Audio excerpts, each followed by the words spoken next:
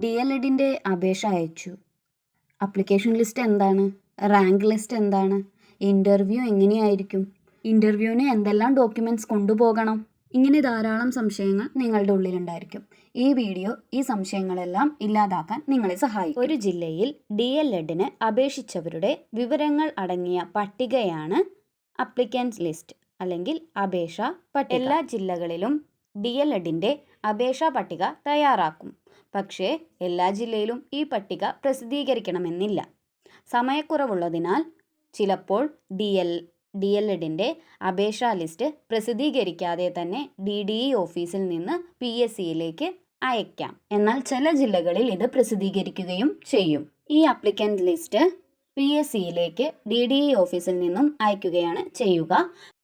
PSC ആണ് rank list തയ്യാറാക്കുന്നത്. മാർക്കിൻ്റെയും റിസർവേഷൻ്റെയും റിമാർക്സിൻ്റെയും additional ക്വാളിഫിക്കേഷൻ്റെയും എല്ലാം അടിസ്ഥാനത്തിൽ റാങ്ക് ലിസ്റ്റ് തയ്യാറാക്കും. അങ്ങനെ ഈ ഫൈനൽ റാങ്ക് ലിസ്റ്റ് PSCയിൽ നിന്നും DDE ഓഫീസിലേക്ക് എത്തും. അങ്ങനെ DDE ഓഫീസാണ് ഫൈനൽ റാങ്ക് ലിസ്റ്റ് പബ്ലിഷ് ചെയ്യുക. പത്രമാധ്യമങ്ങൾ വഴിയും DDE ഓഫീസിൻ്റെ വെബ്സൈറ്റ്, ബ്ലോഗ് വഴിയും നമുക്ക് റാങ്ക് ലിസ്റ്റുകൾ ലഭ്യമാകും. റാങ്ക് ലിസ്റ്റിൽ ഷുവർ ലിസ്റ്റ് അതുപോലെ തന്നെ വെയിറ്റിംഗ് ലിസ്റ്റ് ഉണ്ടാകും. ഗവൺമെൻറ് എയ്ഡഡിന് ഒരു സെപ്പറേറ്റ് റാങ്ക് ലിസ്റ്റും സെൽഫ് ഫിനാൻസ് കോളേജുകൾക്ക് സെപ്പറേറ്റ് റാങ്ക് ലിസ്റ്റുമാണ് ഉണ്ടാകുക. ഗവൺമെൻറ് എയ്ഡഡ് സ്ഥാപനങ്ങളിലെ ഷുവർ ലിസ്റ്റിൽ ഉള്ളവർക്ക് പോസ്റ്റൽ വഴി ഒരു മെമ്മോ ലഭിക്കും. എന്നാൽ വെയിറ്റിംഗ് ലിസ്റ്റിലുള്ളവർക്കും അതുപോലെ തന്നെ സെൽഫ് ഫിനാൻസ് കോളേജിലേക്കുള്ള ഷുവർ ലിസ്റ്റിലും വെയിറ്റിംഗ് ലിസ്റ്റിലുള്ളവർക്കും ഈ മെമ്മോ അയച്ചു തരില്ല. ഗവൺമെൻറ് എയ്ഡഡ് സ്ഥാപനങ്ങളിലെ ഷുവർ റാങ്ക് ലിസ്റ്റിൽ ഉൾപ്പെട്ടവർ ഇൻ്റർവ്യൂവിന് പോകുമ്പോൾ ഈ മെമ്മോ കൂടി കയ്യിൽ കരുതേണ്ടതുണ്ട്. റാങ്ക് ലിസ്റ്റിൻ്റെ അടിസ്ഥാനത്തിലാണ് ഇൻ്റർവ്യൂ സംഘടിപ്പിക്കുക. ഷുവർ ലിസ്റ്റിലുള്ളവർക്കും വെയിറ്റിംഗ് ലിസ്റ്റിലുള്ളവർക്കും വ്യത്യസ്ത ദിവസങ്ങളിലായിരിക്കും ഇൻ്റർവ്യൂ ഉണ്ടാകുക. ഇൻ്റർവ്യൂവിൻ്റെ ഡേറ്റ്, സ്ഥലം മുൻകൂട്ടി DDE ഓഫീസിൽ നിന്നും അറിയിക്കുന്നതാണ്. ഇൻ്റർവ്യൂ എന്ന് കേട്ട് പേടിക്കുകയൊന്നും വേണ്ട.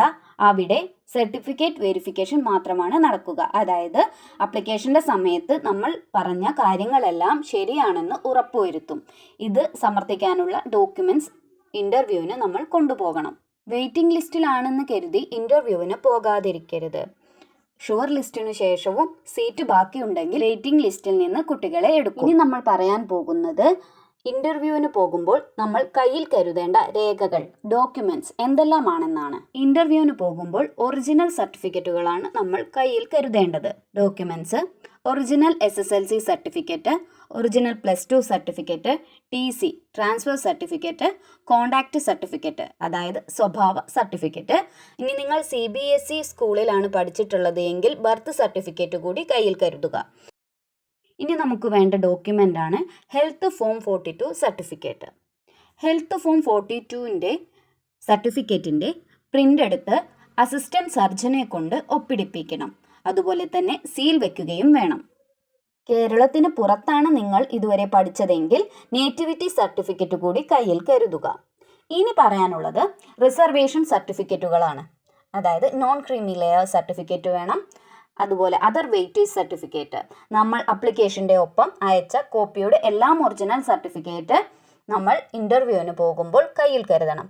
അതായത് വിമുക്ത ഭടൻ്റെ ആശ്രിതനാണെന്ന് തെളിയിക്കുന്ന സർട്ടിഫിക്കറ്റ്, വിമുക്ത ഭടനാണെന്ന് തെളിയിക്കുന്ന സർട്ടിഫിക്കറ്റ്, പിന്നോക്ക വിഭാഗമാണെന്ന് തെളിയിക്കുന്നതിനുള്ള non creamy layer certificate, EWS certificate, ഭിന്നശേഷി certificate, sports certificate, NCC certificate, NSS certificate, scout and ഗൈഡൻസിൻ്റെ സർട്ടിഫിക്കറ്റ്, കലാകായിക മത്സരത്തിൽ വിജയിച്ചത് തെളിയിക്കുന്ന സർട്ടിഫിക്കറ്റ്, മറ്റ് വിദ്യാഭ്യാസ യോഗ്യത തെളിയിക്കുന്ന സർട്ടിഫിക്കറ്റ്. ഇതിലേതെല്ലാം സർട്ടിഫിക്കറ്റിൻ്റെ കോപ്പി നിങ്ങൾ സെൽഫ് അറ്റസ്റ്റ് ചെയ്ത് അപ്ലിക്കേഷൻ്റെ ഒപ്പം വെച്ചിട്ടുണ്ടോ അതിൻ്റെ എല്ലാം ഒറിജിനൽ നിങ്ങൾ ഇൻ്റർവ്യൂവിന് പോകുമ്പോൾ കയ്യിൽ കരുതുക.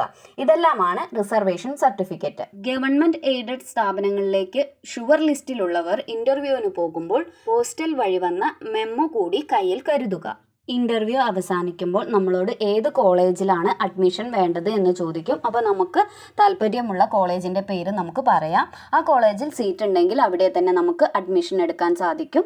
ചിലപ്പോൾ നമ്മൾ പറയുന്ന കോളേജിൽ സീറ്റ് ഉണ്ടായിരിക്കുകയില്ല. അങ്ങനെയാണെങ്കിൽ അവർ നൽകുന്ന ലിസ്റ്റിൽ നിന്നും നമുക്കൊരു കോളേജിൻ്റെ പേര് സെലക്ട് ചെയ്യേണ്ടി വരും.